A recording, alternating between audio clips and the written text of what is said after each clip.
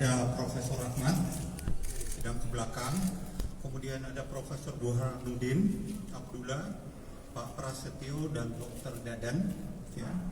Kemudian dari Partai Golkar ada Dr. Aceh, ya. Kemudian ada Dr. Rizal Malarangeng dan Ibu Nurul. Kemudian dari PAN hadir langsung Sekjen PAN Pak Edi, ya. Kemudian juga ada Profesor Didik Rahbini, ya, sudah banyak memberikan. Kemudian ada Dr. Asman Abnur, yang lagi rame nih, dapilnya ngetop terus berapa 1 minggu nih. Jadi udah nggak usah kampanye, beliau udah. Kemudian ada Wakil Ketua Umum MPR Pak Jandri, terima kasih Pak Jandri. Mungkin yang lain. Kemudian dari PBB langsung hadir juga Sekjennya Pak Ferry, ya, yang juga sebagai Wakil Menteri, kemudian Pak Fuad dan juga Pak Norman. Kemudian dari Gelora Sekjennya hadir langsung Pak Mahfuz, dan juga ada biasanya apa ya, bisa macan mimbar juga tuh Pak Fahri. Kita kan tahunya waktu beliau jadi Wakil Ketua DPR dulu kan, tahun-tahun ya. Kemudian rekan-rekan yang lain, kemudian dari Garda Republik Indonesia, enggak, rupanya bukan Garuda, nyebutnya harus pajak. Wartawan kalau nulis jangan Garuda gitu loh. Ya, Garda Republik Indonesia hadir langsung sekjennya, ya. Kemudian tadi kita telah mendengarkan dari tim pakar Pak Prabowo, karena Pak Prabowo kan sudah keliling, ya. Tadi malam kita lihat beliau bertiga di UGM, ya, dan telah menyampaikan katakan visi dan misi ataupun pokok-pokok kebijakan. Nah, tadi kami telah mendapat masukan dari tim Pak Prabowo ini, ya, atau tim pakar dari Gerindra, ada 17 program prioritas, ya. Kemudian ada 8 program cepat yang harus selesai lebih awal, mungkin lebih kepada program 100 hari ya biasanya. Kemudian ada 45, jadi filosofinya 17, 8, 45. 45 adalah para pakar yang mengawaki, ya, untuk bagaimana membentuk konten. Nah, konten-konten yang dibentuk ini tentunya kita sudah sepakati tadi. Pertama, konten itu tentunya harus relevan. Jadi kondisi kekinian bangsa Indonesia harus tergambarkan dalam konten tersebut, ya. Kedua, konten yang kita akan sampaikan juga harus bernilai, harus punya nilai, ya. Punya nilai jual, nilai penerimaan dari konstituen. Karena memang yang kita akan jual adalah pasangan presiden dari Pak Prabowo, ya, dari Koalisi Indonesia Maju. Artinya kita ingin merebut hati, ya, dan pikiran dari rakyat Indonesia untuk bagaimana memilih Pak Prabowo dengan insya Allah dengan pasangannya sebagai presiden masa bakti 2024-2029 nanti, ya. Itu, dan yang tentunya yang kita harapkan juga dari apa yang kita sampaikan konsisten. Jadi pertama, relevan sesuai dengan kondisi kekinian.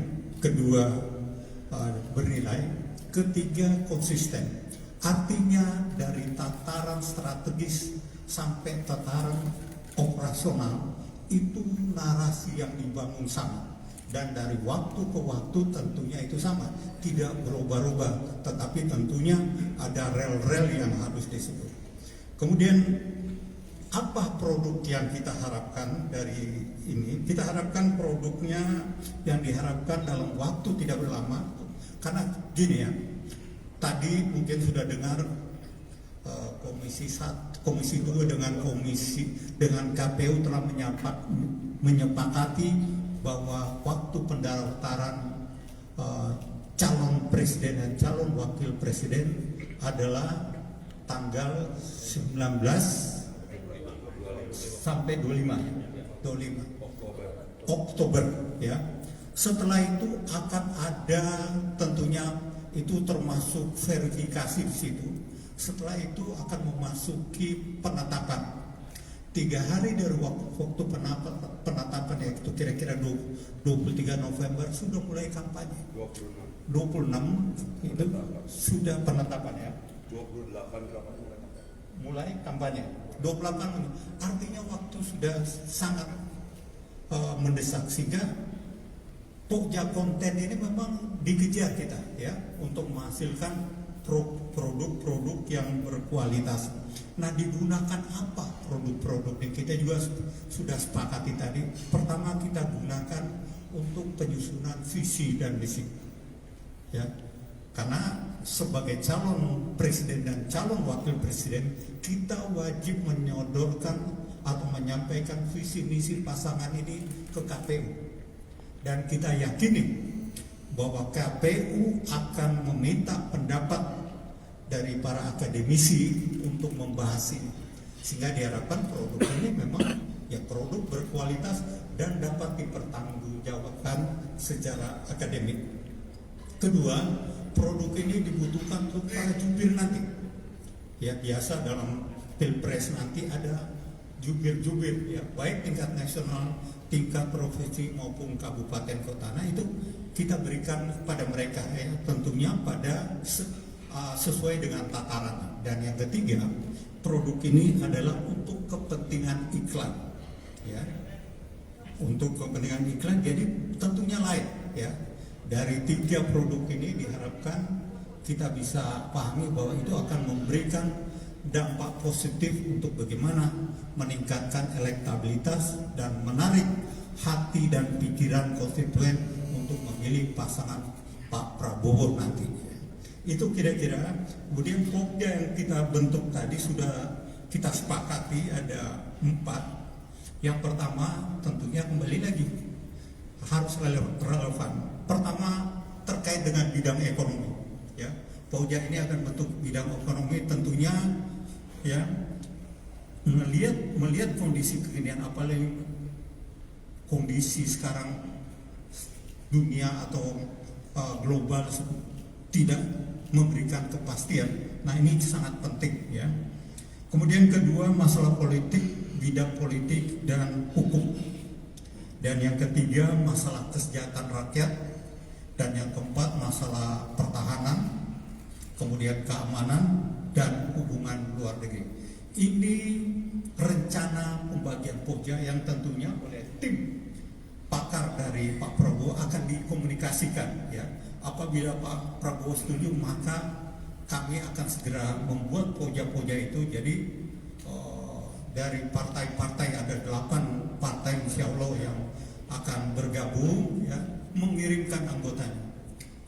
Tadi saya sudah jelaskan dari yang ada saja sekarang ada profesor, ada doktor, tentunya dengan bidang ilmu masing-masing, dan kita harapkan juga ya dari partai terutama di parlemen bisa mengirimkan kader-kadernya untuk bergabung, yang mungkin katakan siapa yang dari komisi 1, siapa yang dari komisi 2, komisi 3 sampai dengan komisi 11. Karena mereka ini yang setiap hari mendiskusikan dengan mitra masing-masing masalah kebangsaan ini. Dan kita harapkan dengan kelompok kerja yang tadi dikatakan 17, 8, 45 pakar ini akan bekerja, dan pada waktu yang sudah ditentukan ya produk-produknya siap dan akan digunakan oleh seluruh komponennya, baik nanti dari tim kampanye, apakah tim sukses ataupun tim kampanye, tentunya nanti akan dibicarakan untuk digunakan sesuai dengan target yang telah ditentukan masing-masing. Itu saja yang dapat saya sampaikan.